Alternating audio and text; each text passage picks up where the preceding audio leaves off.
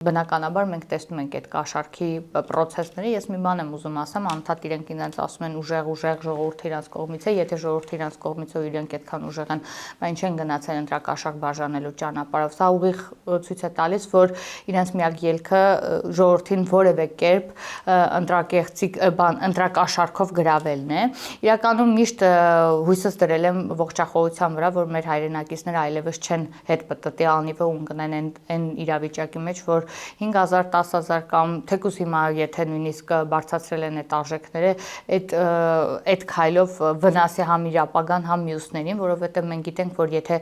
դու ընտրակաշառք ես վերցնում եւ քվեարկություն ես անում, այլևս դու որպես սուբյեկտ վերանում ես որոշում կայացնելու, իսկ մենք 2018 թվականից Հայաստանի Հանրապետության յուրաքանչյուր քաղաքացուն տվել ենք իշխանություն եւ ինքն է որոշում իր ապագան, ինքն է որոշում իր ղեկավար մարմնին, իր երկրի իշխանությունը ով կլինի, իր երկրի ղեկավարը ով կլինի եւ այսպիսով եթե մենք գնում ենք այս ճանապարհով յուրաքանչյուրս պետք է անհատապես մոտենանք ընտրություններին, որովհետեւ յուրաքանչյուր քայլ, յուրաքանչյուր քվե մեծ արժեք ունի եւ մենք Հայաստանի Հանրապետության քաղաքացուն շնորհել ենք այդ որոշումը կայացնելու հնարավորությունը եւ ինքը պետք է որոշի համ իր շրջապատի, համ իր երեխաների եւ իր հետագա ապագան ու իր ճակատագիրը, այնպես որ ես չեմ կարծում, որ մեր հայրենակիցները նույնիսկ ինչքան էլ գին վճարեն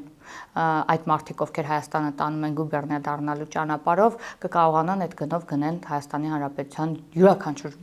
գեթ մեկ քաղաքացու քվե։